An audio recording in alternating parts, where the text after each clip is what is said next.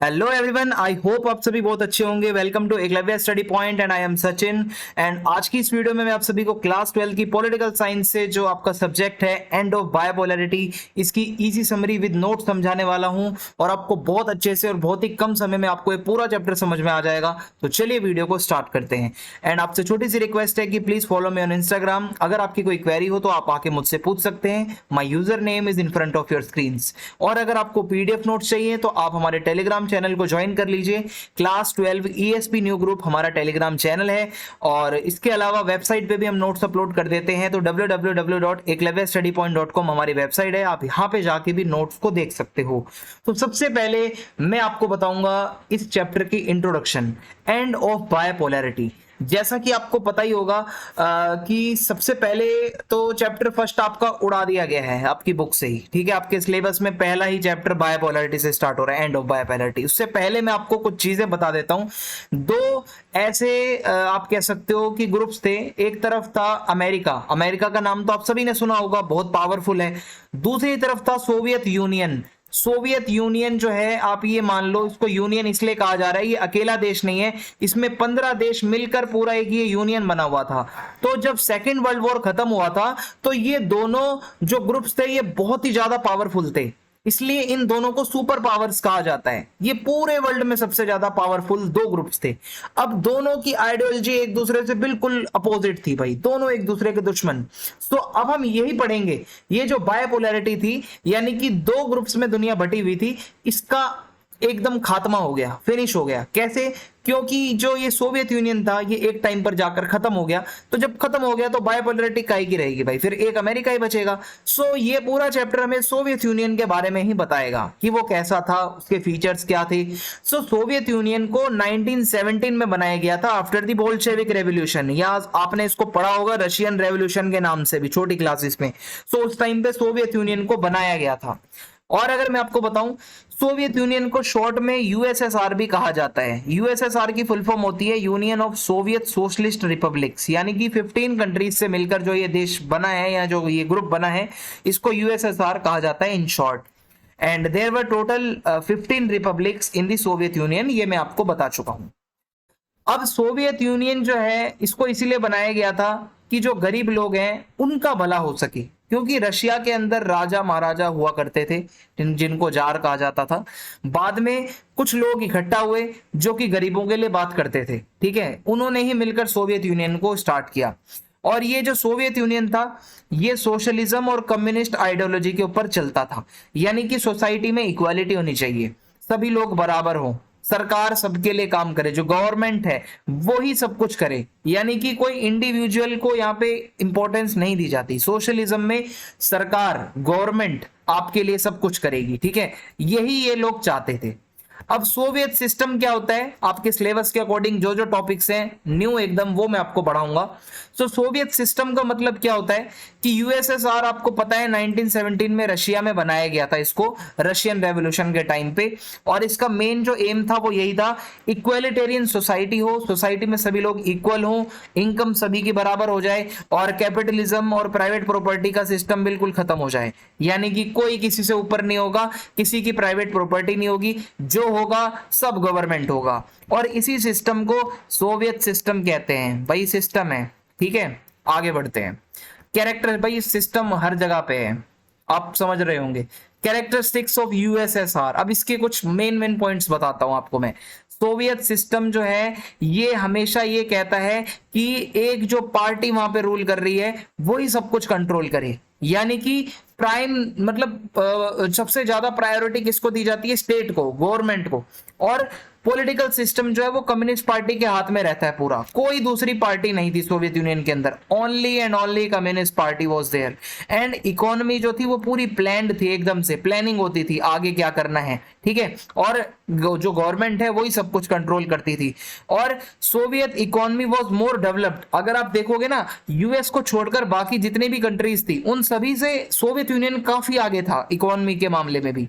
और अगर मैं आपको बताऊं, मॉडर्न और कॉम्प्लेक्स कम्युनिकेशन नेटवर्क था इनका, कम्युनिकेशन बहुत अच्छा था। इनके पास एनर्जी रिसोर्सेज भी बहुत सारे थे, oil, iron, steel, machinery, production, transport sector, भाई एकदम सब कुछ सही था जब ये सुपर पावर थे। और इनकी डोमेस्टिक इंडस्ट्री बहुत अच्छी थी, यानी कि मोस्टली ये प्रोडक्ट्स अपने कंट्री में ही बनाते थे। और मिनिमम स्टैंडर्ड लिविंग का सभी का बहुत अच्छा था, सिटीजन्स बहुत अच्छे से रहते थे, बहुत ही ज्यादा मजे में थे भाई। अब आगे देखते हैं, गवर्नमेंट जो है वो जो कुछ नेसेसिटीज होती हैं, जो हमारी जरूरतें होती हैं, हेल्थ है, एजुकेशन है, चाइल्ड केयर है, वेलफेयर स्कीम्स हैं, गवर्नमेंट चलाती रहती थी अपने सिटीजन्स के लिए। कोई अनएम्प्लॉयमेंट नहीं था, सभी लोग काम करते थे। State ownership was dominant, state की ही ओनरशिप थी, यानी कि जो मेन जो ओनर था हर चीज का वो स्टेट था, यानी कि गवर्नमेंट, कम्युनिस्ट पार्टी की गवर्नमेंट। कोई प्राइवेट प्रॉपर्टी नहीं होती थी भाई इनके यहाँ पे, ठीक है। सोसाइटी पूरी तरीके से इक्वालिटी पर बेस्ड थी, सभी के पास बराबर की प्रॉपर्टी हुआ करती थी। अब मैं आपको आगे एक इंसान के बारे में पढ़ाऊंगा, इनका नाम है मिखाइल गोर्बाचेव जी। इनका नाम ऐसा ही है, रशियन नेम है, मिखाइल गोर्बाचेव। ये कौन थे? ये यूएसएसआर के लीडर थे। 1985 में ये बहुत ही इंपॉर्टेंट लीडर बने यूएसएसआर के, और मिखाइल गोर्बाचेव इनका नाम था। इन्होंने दो पॉलिसीज चलाई जब इनके पास पावर आई कम्युनिस्ट पार्टी के बाद, जो मतलब कम्युनिस्ट पार्टी में आने के बाद जब इनको पोस्ट दी गई एक अच्छे नेता की, तो इनके पास जब पावर आई तो इन्होंने दो पॉलिसीज बनाई। एक का नाम था ग्लास्नोस्ट, दूसरी पॉलिसी का नाम था पेरेस्ट्रोइका। अब आप सोचोगे इसके नाम कैसे हैं भाई अटपटे से। सो ग्लास्नोस्ट का मतलब होता है ओपननेस, ये चाहता था कि सोवियत जो यूनियन है उसके अंदर ओपननेस हो, लोगों की बात हम सुने, लोगों को अपनी बातें रखें। और पेरेस्ट्रोइका यानी कि रीस्ट्रक्चरिंग, ये स्ट्रक्चर बदलना चाहते थे सोवियत यूनियन का, अभी तक जो चल रहा था ये उसमें रिफॉर्म्स लाना चाहते थे काफी ज्यादा, और सुधारना चाहते थे इसे। और इनका मेन ऑब्जेक्टिव यही था कि सोवियत यूनियन में पीस आ सके, यानी कि शांति के साथ सब कुछ हो जाए। लेकिन बदकिस्मती से हुआ क्या, मैं आगे आपको बताता हूं। ये पॉलिटिकल रिफॉर्म्स करना चाहते थे काफी ज्यादा, ये डेमोक्रेसी को प्रमोट करते थे, जबकि दूसरी तरफ सोवियत यूनियन कौन से प्रिंसिपल पर बना था? एक पार्टी के प्रिंसिपल पर, कम्युनिस्ट पार्टी के ऊपर। और ये पूरा उसको, उसके आप कह सकते हो बेस को हिला देना चाहते थे, डेमोक्रेसी लाना चाहते थे, जो कि आज तक कभी नहीं आया था सोवियत यूनियन के अंदर। अब होता क्या है, अफगानिस्तान के अंदर और ईस्टर्न यूरोप में सोवियत यूनियन की कुछ फोर्सेस थी बहुत पहले से, ठीक है, इन्होंने उसको भी वापस बुलवाने की बात कर दी। और जर्मनी के यूनिफिकेशन में भी इन्होंने हेल्प कर दी। और इन्होंने फाइनेंशियल इंप्रूवमेंट की भी बात करी कि भाई हमें ट्रेड दूसरे कंट्रीज से भी करना चाहिए, ये नहीं कि हम अपने डोमेस्टिक बस उसी में ही प्रोडक्शन में लगे रहें, दूसरों से हम कुछ बात ही ना करें। सो ये कुल मिला के रिफॉर्म करना चाहते थे यूएसएसआर में बहुत ज्यादा। इन्होंने जो आर्म्स की रेस चल रही थी हथियार बनाने की, यूएसए कहता है भाई मैं ज्यादा हथियार बनाऊंगा, यूएसएसआर कहता है मैं ज्यादा हथियार बनाऊंगा, तो इन्होंने क्या करा, इस रेस को ही खत्म कर दिया, ठीक है, एकदम। और उसके बाद क्या हुआ, इन्होंने इकोनॉमिक डेवलपमेंट के लिए काफी ज्यादा अटेम्प्ट करे और प्राइवेटाइजेशन को प्रमोट किया। अब ये देखो भाई, ये तो एक तरीके से सोशलिज्म का जो बेस होता है, जो बेस आइडियोलॉजी होती है, उसी को ही छेड़खानी करने की कोशिश कर दी इन्होंने। सोशलिज्म में तो प्राइवेट जैसा कुछ भी नहीं होता, सब कुछ गवर्नमेंट के हाथ में होता है, लेकिन इन्होंने क्या करा, प्राइवेट करने की कोशिश करी। अब ये कुछ कुछ चीजें तो गलत थी इनकी। अब इसकी वजह से आगे चलकर क्या हुआ, सोवियत यूनियन यानी कि यूएसएसआर का डिसइंटीग्रेशन हो गया, ये खत्म हो गया एकदम से। ऐसा क्यों हुआ? एक तो ये काफी ज्यादा ब्यूरोक्रेटिक हो गया था और अथॉरिटेरियन सिस्टम था इसका, यानी कि जनता कुछ भी नहीं बोल पाती थी, एक तरीके से जो इनको अच्छा लगता था ये वो करते थे। और काफी ज्यादा ब्यूरोक्रेसी वाले जो लोग थे, जिनको ब्यूरोक्रेट्स कहते हैं, ऑफिसर्स कहते हैं, वो बहुत ज्यादा करप्ट हो गए थे। और इसके अलावा डेमोक्रेसी तो थी ही नहीं भाई। तो एक टाइम ऐसा आता है जब लोगों को डेमोक्रेसी चाहिए होती है और आप नहीं दोगे तो कहीं ना कहीं आपके लिए गलत होगा। Lack of freedom of speech, लोगों को बोलने का ही भाई मतलब वो नहीं था अधिकार कि वो कुछ अपनी बात रख सके, फ्रीडम ऑफ स्पीच थी नहीं वहां पे, जो गवर्नमेंट कर रही है उसको हाँ बोलो। वन पार्टी सिस्टम, अब आपको पता है कि सोवियत यूनियन के अंदर कम्युनिस्ट पार्टी थी और ये बिल्कुल भी अकाउंटेबल नहीं थी लोगों के लिए, ठीक है, बिल्कुल भी ये कुछ जवाब नहीं देते थे। और डोमिनेंस ऑफ रशिया, हमने पीछे ये पढ़ा था 15 कंट्रीज को जोड़कर सोवियत यूनियन बना था यूएसएसआर, लेकिन इन 15 के 15 में से सिर्फ रशिया के पास ज्यादा पावर थी, रशिया की ज्यादा वैल्यू थी, तो इस वजह से बाकी लोगों को इग्नोर किया जाता था, बाकी कंट्रीज को, जो कि उनको बुरा लगा और वो लोग अलग होना चाहते थे सोवियत यूनियन से। और यूएसएसआर बहुत ज्यादा एक्सपेंडिचर लगाता था अपना डिफेंस के ऊपर, और इंफ्रास्ट्रक्चर पर कुछ भी नहीं लगाता था, टेक्नोलॉजी पर कुछ भी नहीं लगाता था, ठीक है, सिर्फ और सिर्फ डिफेंस पे लगाया जा रहा है। क्यों? अमेरिका से आगे निकलने के लिए, और यही इसके खत्म होने का एक रीजन बना। और क्या था? इकोनॉमिकली बहुत वीक हो चुका था। गोरबाचेव के जो रिफॉर्म्स थे ना वो बहुत तगड़े थे भाई। ये तो बिल्कुल ही बंदा बेस हिलाना चाहता था सोशलिज्म का, ठीक है, यानी कि जिस प्रिंसिपल्स पर वो बना है सोवियत यूनियन, आप उसी को चेंज कर रहे हो भाई, प्राइवेटाइजेशन लाना चाह रहे हो, ये क्या है?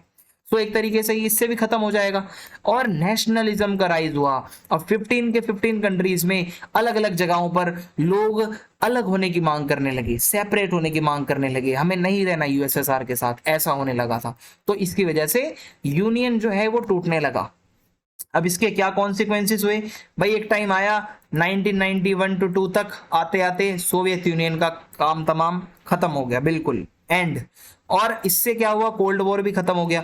कोल्ड वॉर क्या था भाई? यूएसए और यूएसएसआर के बीच की लड़ाई, जो कभी भी फेस टू फेस नहीं हुई, बल्कि उनकी आइडियोलॉजीज की लड़ाई, ठीक है। सो ये भी खत्म हो गई, क्योंकि जब यूएसएसआर ही नहीं है तो कोल्ड वॉर किसके साथ करेगा भाई? अमेरिका, खत्म। और अमेरिकन सुप्रीमेसी यहां से स्टार्ट हो गई। अब जब उसका कॉम्पिटिटर ही चला गया मार्केट से, तो अमेरिका को कौन रोकेगा भैया? अब अमेरिका सुप्रीम बन गया। और आर्म्स की जो रेस चलती थी वो भी खत्म हो गई, ठीक है। और क्या हुआ? सोवियत यूनियन का एंड हो गया, ये तो होना ही था। Rise of 15 new countries. अब यूएसएसआर खत्म हो गया, तो जिन 15 देशों से मिलकर बना था उन सभी को इंडिपेंडेंस मिल गई, 15 नई कंट्रीज बन गई। और Russia became the successor of Soviet union. Soviet union का सक्सेसर जो था वो रशिया को बनाया गया। इट मींस जितनी भी पावर यूएसएसआर के पास थी वो सब रशिया को ट्रांसफर हो गई। जो भी कुछ जो है यूएसएसआर का था वो सब अब रशिया का हो गया। और सोशलिस्ट आइडियोलॉजी को धक्का लगा भाई बहुत बड़ा, क्योंकि अब एक तरीके से यूएसएसआर इतना बड़ा देश जो सोशलिस्ट कंट्री थी वो ही टूट गई। तो अब तुम ये सोचो कि सोशलिस्ट आइडियोलॉजी को कितना धक्का लगा होगा। Emergence capitalist ideology. अब यहाँ पे कैपिटलिस्ट आइडियोलॉजी जो अमेरिका की आइडियोलॉजी है, सब कुछ प्राइवेट कर दो, गवर्नमेंट बिल्कुल भी इंटरफेयर ना करे मामलों में पैसों के। सो ये अमेरिका की जो है एक तरीके से प्रिंसिपल रहता है, यानी कि इसी पे वो नियम पे चलते हैं। सो वो चीजें अब यहाँ पर भी आने लगी। और कम्युनिस्ट पार्टी के ऊपर बैन लगा दिया गया, ठीक है, रशिया के अंदर। ये सबसे बड़ा पॉइंट है भाई। और जो कंट्रीज थी जो आजाद हुई सोवियत यूनियन से, यूएसएसआर से जो कंट्रीज अलग हुई, उन्होंने डेमोक्रेसी को अडॉप्ट करा, कैपिटलिज्म को अडॉप्ट किया, ठीक है। और रशिया को सारे राइट मिल गए जो भी यूएसएसआर के पास हुआ करते थे। जैसे कि परमानेंट मेंबरशिप थी भाई यूएसएसआर के पास सिक्योरिटी काउंसिल के अंदर। सिक्योरिटी काउंसिल यूएनओ का एक पार्ट होता है। यूएनओ एक इंटरनेशनल ऑर्गेनाइजेशन है, अगर आपको पता हो, उसी का एक पार्ट है सिक्योरिटी काउंसिल, जो कि सिक्योरिटी दुनिया भर में देखता है। उसी में एक परमानेंट मेंबर है रशिया, ठीक है। और एक न्यूक्लियर देश भी है, न्यूक्लियर पावर के साथ देश भी है रशिया, ठीक है। और जितनी भी ट्रीटीज करी थी यूएसएसआर ने वो सब अब रशिया को माननी थी भाई, क्योंकि रशिया अब सक्सेसर बन चुका था। अब यहाँ पे अगला टॉपिक है शॉक थेरेपी। शॉक थेरेपी का मतलब किसी को करंट लगाना नहीं है। शॉक थेरेपी का मतलब क्या है कि जब सोवियत यूनियन डिसइंटीग्रेट हुआ 1991 में, तो शॉक थेरेपी को बनाया गया। वर्ल्ड बैंक ने बनाया और आईएमएफ यानी कि इंटरनेशनल मॉनेटरी फंड, इन दो ऑर्गेनाइजेशंस ने मिलकर शॉक थेरेपी नाम से एक ये स्कीम बनाई।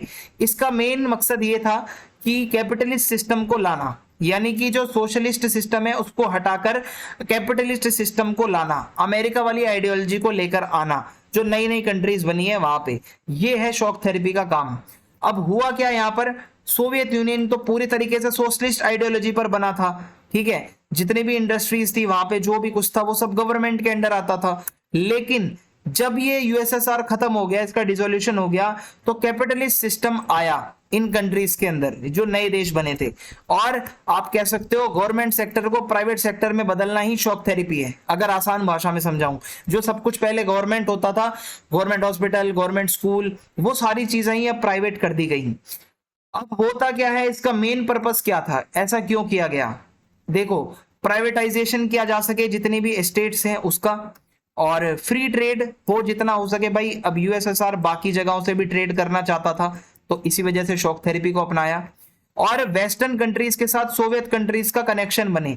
ये जो 15 देशों से मिलकर सोवियत यूनियन बना था, ये एक टाइम पर अपने देश के अंदर ही सब कुछ प्रोडक्शन करता था, वेस्टर्न कंट्रीज के मार्केट में कोई इसका काम नहीं होता था। अब ये जब ये आजाद हो गए देश 15, तो ये चाहते थे कि अब हम वेस्टर्न कंट्रीज के साथ अपने अच्छे रिलेशंस को बनाएं, ठीक है। आगे बढ़ते हैं अब हम। अब है कंप्लीटली भाई ये अनसक्सेसफुल रहा। इसके कॉन्सिक्वेंसेस क्या हुए? शॉक थेरेपी क्या सक्सेसफुल हुई? नहीं, शॉक थेरेपी बिल्कुल भी सक्सेसफुल नहीं हुई। और रशिया का जो इंडस्ट्रियल स्ट्रक्चर था वो कोलैप्स कर गया, पूरी तरीके से धक्का लग गया रशिया को। और रशियन करेंसी जो है रूबल, जैसे हमारी क्या है करेंसी रुपीज है, वैसे ही रशिया की करेंसी रूबल को एक तरीके से झटका लगा, फॉल एकदम से उसकी कीमतें गिर गई। और जो सोशल वेलफेयर का एक सिस्टम था यूएसएसआर के अंदर, सभी का भला होता था, वो भी खत्म हो गया। और big companies were sold at very low price, बहुत ही कम पैसों में बड़ी बड़ी कंपनियों को बेच दिया गया, ठीक है। और इकोनॉमिक इनइक्वालिटी बढ़ गई, क्योंकि शॉक थेरेपी के आने से प्राइवेटाइजेशन बढ़ गया, ज्यादा से ज्यादा चीजें प्राइवेट हो गई। जो अमीर लोग थे उनका फायदा हो गया, जो गरीब थे बेचारे, जो गवर्नमेंट के भरोसे बैठते थे, उनका तो एक तरीके से पत्ता कट गया। फूड क्राइसिस आ गया भाई, एक ऐसा देश जहां पर किसी चीज की कमी नहीं थी, अभी हमने पीछे पढ़ा भी था, कोई बेरोजगार नहीं था, सब खुश थे, सबको सारी सुविधाएं मिलती थी। अब यहाँ पे फूड क्राइसिस आ गए भाई वहां पे। और ब्लैक मार्केटिंग, जब देश पे संकट आता है तो ब्लैकिए जाग जाते हैं। ब्लैकिए यानी कि ब्लैक में सामान बेचने वाले। आपने कोविड के टाइम पे देखा होगा कि जब ऑक्सीजन का सिलेंडर जो है वो खत्म होने लगा था हर जगह पर, तो लोग सिलेंडर को ब्लैक करके बेच रहे थे, 500 का 1500 में, 5000 में, 10,000 में। तो जब वहां पे हालात खराब हुए रशिया के अंदर, तो ब्लैक मार्केटिंग होने लगी, खाने की चीजें भी डबल रेट पर बेचे जाने लगी, सारी नेसेसिटीज जो होती हैं वो डबल रेट पे हो गई। ये हुआ। शॉक थेरेपी को बिगेस्ट गराज सेल कहा जाता है, क्योंकि बड़ी बड़ी इंडस्ट्रीज को सस्ते दामों में, भंगार के दाम पे, कबाड़ के दाम पे बेच दिया गया, ठीक है। और मैं आपको बताऊं ऐसा क्यों हुआ। सभी को लाइसेंस दिए गए थे, जो गरीब लोग थे उनकी जो प्रॉपर्टी थी उन्होंने लाइसेंस वगैरह सब बेच दिया अमीर लोगों को, ठीक है, ताकि वो अपना खाने के पैसे जुटा सके, लाइसेंस को थोड़ी खाएंगे। सो अब उन्होंने क्या करा, सस्ते सस्ते में सब कुछ बेच दिया अपना। अमीर लोगों का तो भला हो गया जिन्होंने खरीदा, गरीब लोग बेचारे बेघर हो गए। अब अगला टॉपिक है हमारा रशिया। रशिया के बारे में मैं आपको पढ़ाने जा रहा हूं। रशिया एक ऐसा देश है जिसके बारे में आपने सुना होगा, दुनिया का बहुत बड़ा देश है ये।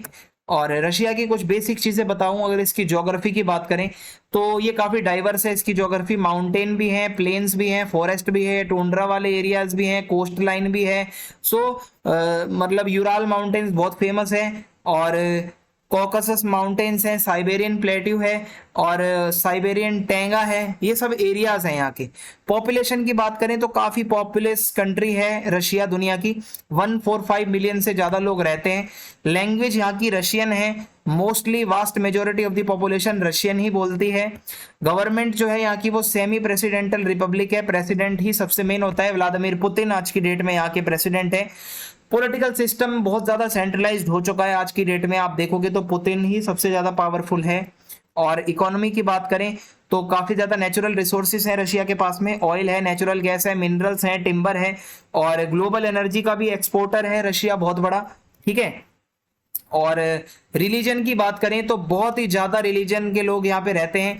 जो रशियन ऑर्थोडॉक्स चर्च है वो सबसे, मतलब आप कह सकते हो क्रिश्चियन लोगों का ज्यादा वहां पे दबदबा है। इसके अलावा मुस्लिम्स हैं, बुद्धिस्ट हैं, ज्यूज भी हैं, ठीक है। तो इस तरीके से रिलीजन है वहां का। अब मैं आगे आपको बताऊं इंडिया और रशिया के क्या रिलेशंस हैं आपस में, ठीक है। सो हिस्टोरिकल बहुत ही तगड़े रिलेशंस रहे हैं हमारे यूएसएसआर के साथ में भी, और आपको पता ही है यूएसएसआर का सक्सेसर ही रशिया है, ठीक है। सो हमारे डिप्लोमेटिक टाइज बहुत अच्छे रहे हैं 1947 से ही।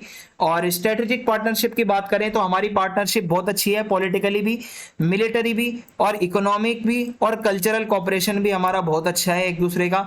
और मोदी जी भी जाते रहते हैं रशिया, और पुतिन जी भी आते रहते हैं इंडिया। दोनों बहुत अच्छे देश, मतलब आपस में दोस्त हैं। सो ये है, रशिया बहुत हमारा बेस्ट फ्रेंड है, आप कह सकते हो दुनिया में सबसे क्लोज रशिया है हमारे। डिफेंस कोऑपरेशन बहुत अच्छा है हमारा। ज्यादातर जो हमारे डिफेंस के इक्विपमेंट्स आते हैं वो रशिया से ही आते हैं, चाहे वो एयरक्राफ्ट हो, सबमरीन्स हो, मिसाइल्स हो, और मिलिट्री एक्सरसाइज भी चलती रहती है, दोनों देशों की सेना आपस में मिलती रहती है। इकोनॉमिक रिलेशन बहुत अच्छे हैं हमारे, बायलैटरल ट्रेड हमारा बहुत अच्छा है, ठीक है। और एनर्जी, स्पेस और टेक्नोलॉजी में भी हमारा कॉपरेशन बहुत अच्छा है रशिया के के साथ में न्यूक्लियर कॉपरेशन भी है। रशिया ने बहुत ही इंपॉर्टेंट रोल प्ले किया था इंडिया के न्यूक्लियर प्रोग्राम में, जब इंडिया अपना न्यूक्लियर बॉम्ब बना रहा था, सो उसमें रशिया की बहुत हेल्प मिली थी हमें। पॉलिटिकल कोऑर्डिनेशन बहुत अच्छा है, इंटरनेशनल और रीजनल इश्यूज पे हमेशा हम एक दूसरे का सपोर्ट करते हैं, और हम एक ग्रुप में भी हम साथ हैं, ब्रिक्स नाम से एक ग्रुप है जिसमें ब्राजील, रशिया, इंडिया, चाइना और साउथ अफ्रीका ये देश शामिल हैं। 5 देशों का ग्रुप है, तो यहाँ पर भी हम साथ साथ मेंबर्स हैं। कुछ आपको अब मैं इंपॉर्टेंट पॉइंट्स बताने जा रहा हूँ, ठीक है। ये टॉपिक्स जो है आप पढ़ लेना, बहुत ही जरूरी है। रशिया के दो रिपब्लिक हैं, चेचन्या एंड दागिस्तान। ये चेचन्या है, ये दागिस्तान है। यहाँ पे बहुत ज्यादा वॉयलेंट सक्सेशनिस्ट मूवमेंट चल रहे थे कि ये अलग होना चाहते थे रशिया से। और अगर मैं आपको बताऊं, सेंट्रल एशिया के अंदर तजाकिस्तान नाम की एक जगह है, ये तजाकिस्तान है। यहाँ पे सिविल वॉर चला था 10 सालों तक, ठीक है। 1991 से लेकर 2001 तक यहाँ पे एक सिविल वॉर चला था। और मैं अगर आपको बताऊं, ईस्टर्न यूरोप में चेकोस्लोवाकिया नाम का एक देश था जो कि 2 पार्ट्स में डिवाइड हुआ। चेक रिपब्लिक जो है, ठीक है, और स्लोवाकिया, ये 2 नाम से अब बनाए गए देश, चेक और स्लोवाक्स, ठीक है, इंडिपेंडेंट कंट्रीज बना दी गई। और एक और कॉन्फ्लिक्ट चलता है बाल्कन रिपब्लिक्स के अंदर, यूगोस्लाविया के, ठीक है। ये सारे बाल्कन रिपब्लिक्स हैं जो आपको नाम देखने को मिल रहे हैं, ठीक है। ये एरिया को बाल्कन कहा जाता है। सो 1991 के बाद क्या हुआ था, जब यूएसएसआर खत्म हो गया था, तो कुछ प्रोविंसेस थे, जैसे क्रोशिया है, स्लोवेनिया है, ठीक है, ये आपका क्रोशिया है, और इसके अलावा स्लोवेनिया है, बोस्निया है, ये बोस्निया रहा, और हेर्जेगोविना है। और इन्होंने अपने आप को आजाद घोषित कर दिया। ये कहते हैं हम अलग हो चुके हैं अब रशिया वगैरह से, ठीक है। सो ये सारा मैटर था। अगर आपको चैप्टर अच्छे से समझ आ गया हो तो आप कमेंट करके फीडबैक जरूर देना यार, और चैनल को सब्सक्राइब कर दें, ज्यादा से ज्यादा वीडियो को शेयर करें। जय हिंद, जय भारत।